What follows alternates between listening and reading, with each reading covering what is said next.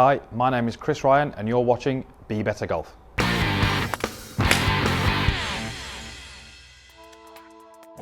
Hey guys, thanks for watching. One of the swing flaws that I've always had is I suck the club inside. I have this inside takeaway move. I'm kind of opening it and tucking it low and under, and then it comes up. It's not a great move for consistency. There's a lot of other things. Originally, I tried to get over doing this. The way I tried to do it is I had a laser kind of tool where you would trace the line up and then trace the line back with the laser on the handle of the golf club. And also I did some other things like that. None of it worked. I still have this move. I still have this tuck under move. So me and Brendan have spoken a little bit about what he does in his golf swing. We've spoken a little bit about what he's tried to do in the past to try and fix this takeaway. So what I'm going to do for Brendan today is I'm going to try and give him some of my views on the takeaway, maybe talk a little bit about why we want to sort of fix this inside takeaway, and then go ahead and go through some drills and some practice methods that Brendan can do. And like I say, hopefully we can eradicate this issue from his game. So to really try to get this inside takeaway move fixed, I'm partnering with another great YouTube channel, Chris Ryan Golf. He has some really interesting thoughts on how to fix this. So the first question I'll ask you, Chris, is why does it matter? Why does the takeaway matter? And what problems can a severely inside takeaway cause so that it really should be fixed? There's a number of reasons why we want to change it. There's a number of things that can happen as a result of an inside takeaway. So let's just go through a few of those, and then we can actually just get stuck into the fix and how we're actually going to sort of eradicate this. There's a few things, as I say, that can happen. When the club head tends to come in too early, it can do a few things. It can often throw the shoulder alignment out. So we can often find that the shoulders tend to turn on too level of an angle. The lead shoulder tends to work a little higher when the club works a little bit more in. And as we look at the driver swing, we can certainly see that those shoulders maybe turn on too flat of an angle. We'd like to see them a little bit steeper during the backswing. Now, that might be a little bit related to the setup. I'd like to see a little bit more bent over, certainly in setup. But we can certainly see that inside takeaway is starting to get the shoulders to turn a little bit flat. We get too much rotation of the forearms too early in the golf swing, which sort of sends that club in. From here, we have to do something to find a sort of neutral position at the top. So we have to maybe start to lift the arms, and certainly in your golf swing, we can certainly see a little bit of that. And you mentioned that in the conversations we've had, that you feel like you have to lift the arms up to the top, and that's often a result of this inside takeaway. So what we really want to try and do is get what the shoulders are doing, what the torso is doing, what the arms are doing, what the club is doing, to all sort of agree together and all sort of knit together quite nicely.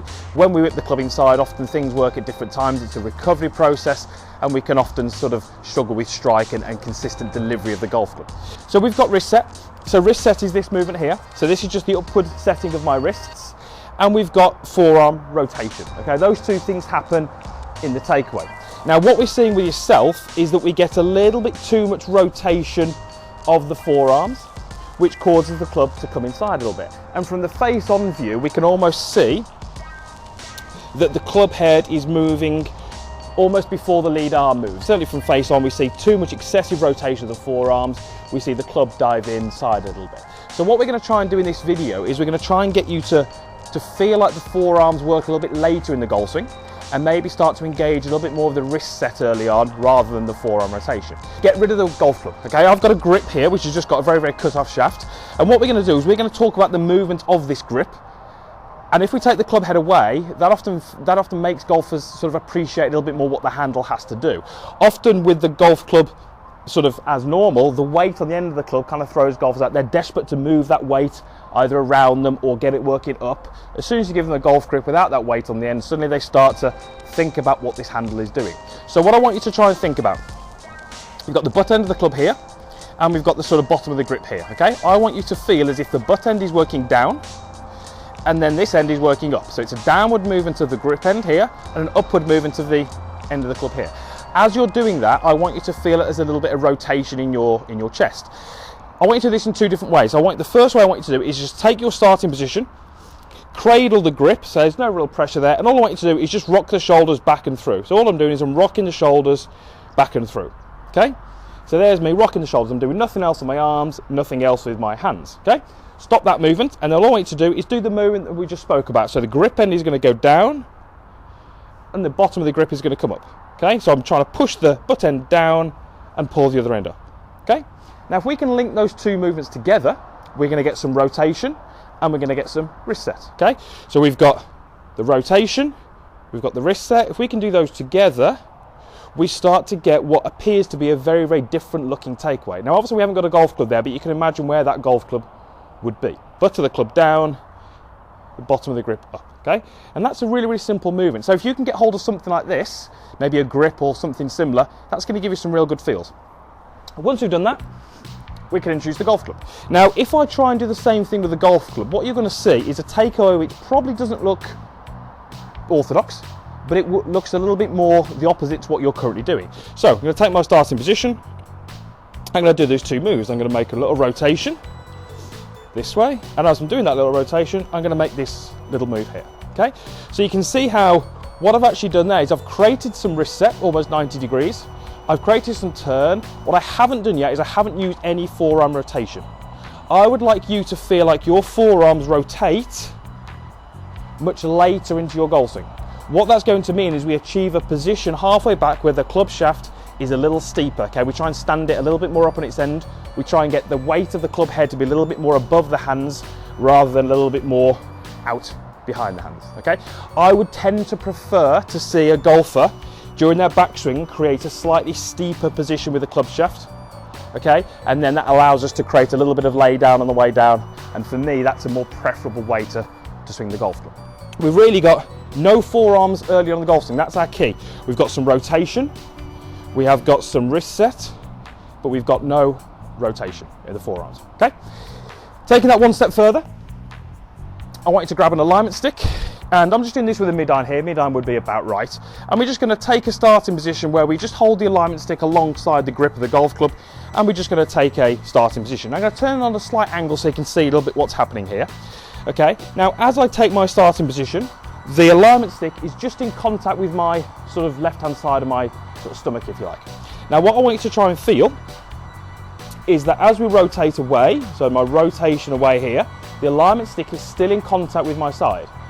Now if I start to use my forearms too early, the alignment stick is going to move away from my side. I want you to get the alignment stick to slide down your left side and make contact with your lead knee. Okay, so let me just show what that looks like. So we're going to make a little rotation this way, and then as I start to hinge the wrists, you can see how the alignment stick has slid down and it's now in contact with my knee. Okay, let me just do that again for you. So rotate and slide the alignment stick down my knee. Okay, turn, slide. Okay, now for someone like yourself who maybe uses the forearms a little bit too much, gets the club diving inside a little bit too much, that's going to be a really, really different feel for you. What you might find is if you video this, it actually looks a little bit extreme the opposite way. For me, that's not a bad feeling. Okay, these are drills that we're trying to do to create the right idea. In reality, when you come to hit shots, you probably won't create that move quite as extreme, but the feelings are present and the ideas what we're trying to do are present. Okay, so what I'm going to do is I'm going to spin the camera around and I'm just going to hit a couple of shots, making a few rehearsals, showing you the ideas that I want you to do, and then we'll come back and go through how you're going to practice.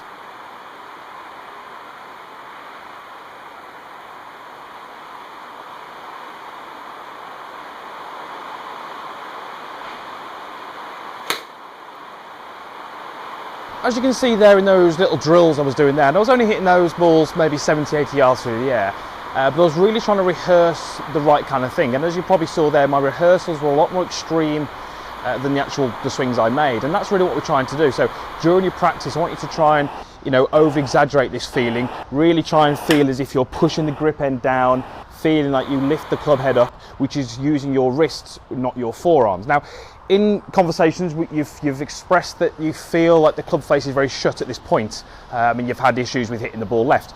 The forearm rotation is what's going to open and close the club face. So certainly when you feel like you make this move with it, where it's just a rotation of the chest and just a wrist set, the club face will feel extremely closed. Provided from there we allow the forearms to rotate up to the top, we should be fine, and we should get the club face into a pretty neutral position, and we shouldn't really have any issues from there.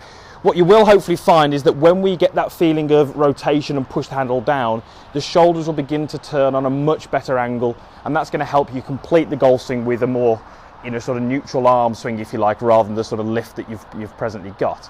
So There's a couple of little drills there. I certainly think trying with a grip, as I said, without the sort of weight of the club in the end, is a really good way for golfers to get an understanding of what they're trying to do. And as I said at the start of the video, I'm a big believer in giving people the knowledge behind what we're trying to do, as opposed to just saying, do this. I think if someone can understand the move and understand the reasons why we're trying to do it and what actually has to move in the body to create that, I think it leaves them in a much better place during practice, and long term they understand their golf swing a little bit better.